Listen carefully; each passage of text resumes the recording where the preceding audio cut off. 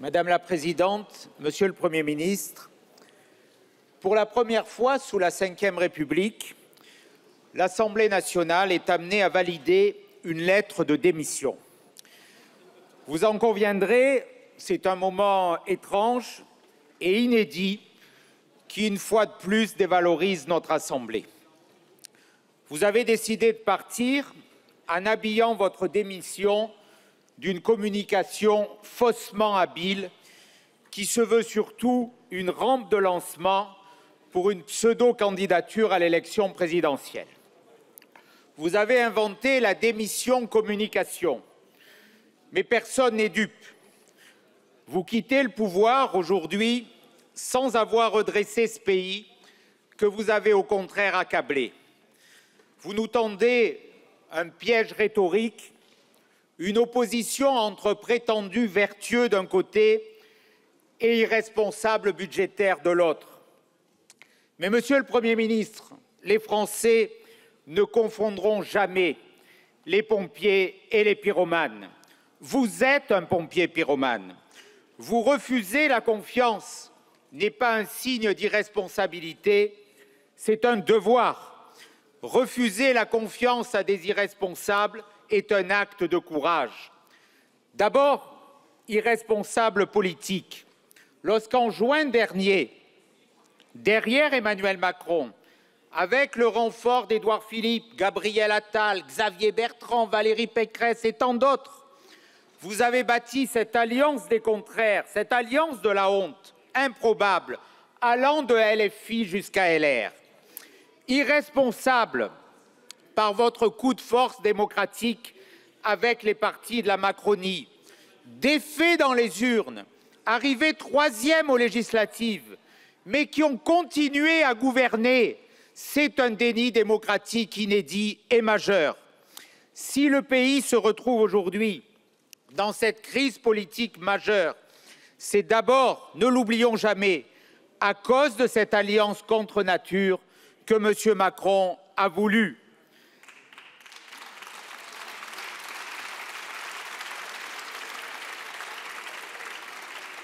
Irresponsable économique ensuite. 1 200 milliards d'euros de dettes supplémentaires depuis 2017 et la présidence d'Emmanuel Macron. 400 milliards sous la présidence de François Hollande que vous avez soutenu en 2012, quelque part que vous avez fait élire. 66 milliards de charges de la dette, plus 60% depuis 2017, plus que n'importe quel budget d'un ministère aujourd'hui. J'y rajouterai le record européen de la dépense publique, le record mondial des prélèvements obligatoires. Oui, irresponsable. Irresponsable et paralysé par une idéologie en tout point socialiste. Vous posez aujourd'hui une fausse question, profondément hypocrite. Et oui, Monsieur le Président, très socialiste. Oui, la situation est dégradée. Nous le savons, nous la connaissons, nous la vivons, nous la subissons. Nous n'avons pas besoin de commentateurs pour nous la décrire. Nous n'avons pas besoin de constats, nous avons besoin d'actes et d'actes courageux. Vous n'êtes pas l'homme du redressement. Vous êtes au contraire, avec Emmanuel Macron, les artisans de la débâcle française. Alors, comment pourrions-nous faire confiance à ceux qui ont mis la France dans cet état? Vous craquez des allumettes sur des flaques de kérosène depuis 8 ans. Mais nous devrions vous faire confiance pour éteindre l'incendie. Douce blague. Par lâcheté, par absence de courage, vous avez reculé devant chaque réforme structurelle.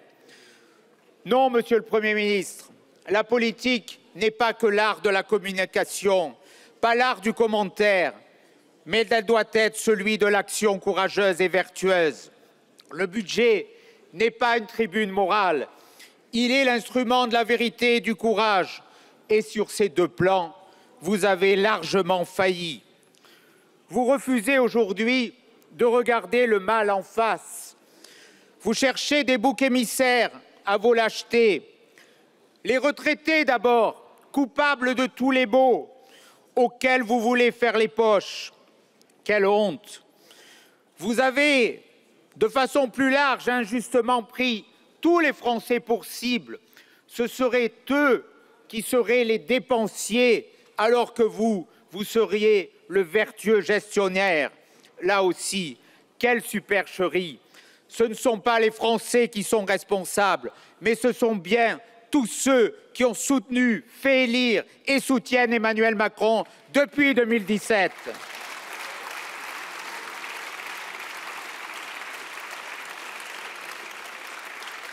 Pire, vous avez flatté les bas instincts de la gauche dans l'espoir d'un impossible soutien socialiste, en convoquant la fuite en avant fiscale, pas loin des 75% imaginés par M. Hollande.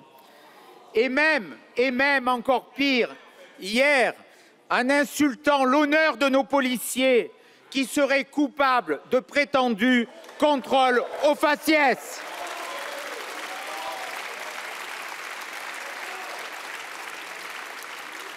Et je suis convaincu que Monsieur le ministre de l'Intérieur aura à cœur de les défendre devant ces attaques inopportunes et injustes.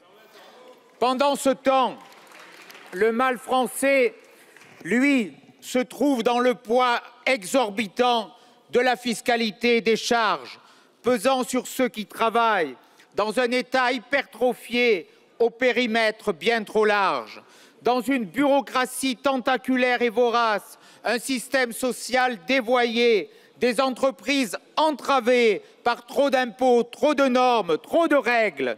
La vérité est cruelle, mais entendez-la avant votre départ. Nous le savons, la messe est dite, mais ce débat, Monsieur le Premier ministre, ne porte déjà plus sur vous. Il doit porter, mes chers collègues, sur l'ensemble de l'œuvre macroniste. C'est l'ensemble de l'œuvre de Monsieur le Président de la République que nous devons, dans quelques instants, juger et à laquelle nous devons refuser notre confiance. C'est à Emmanuel Macron,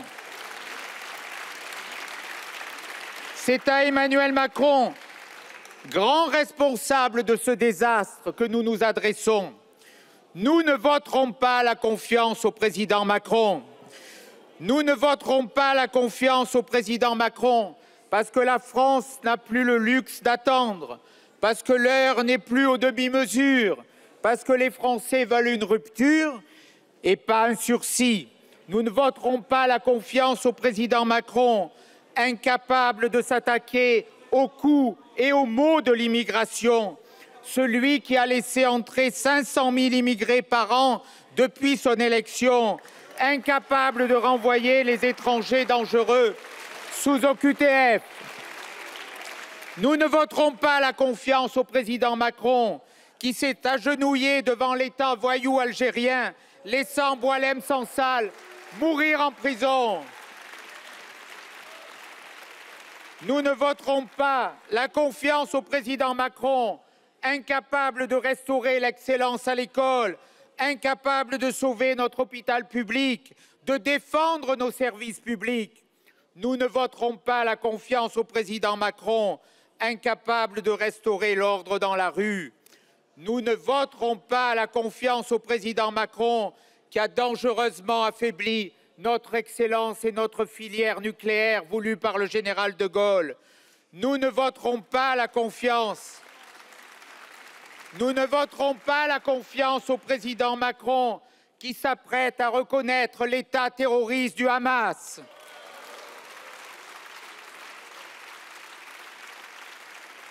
La seule issue à la crise de régime provoquée par Emmanuel Macron est simple.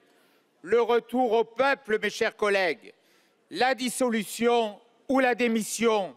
Osez ce retour au peuple. N'ayez pas peur du peuple de France.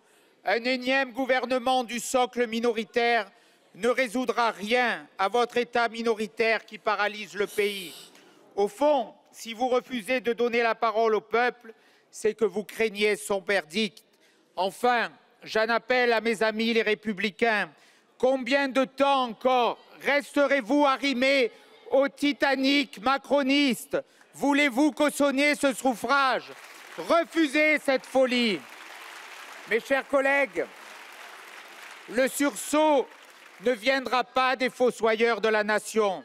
Alors oui, nous préparons, dans l'alliance que nous avons formée avec le Rassemblement national de Marine Le Pen, nous préparons l'alternance qu'espèrent les Français pour la France. Ce chemin d'histoire est devant nous et rien ne l'arrêtera. Nous avons, oui, Monsieur le Premier ministre, un choix historique à faire, celui de mettre un terme définitif au macronisme qui aura tant abîmé la France.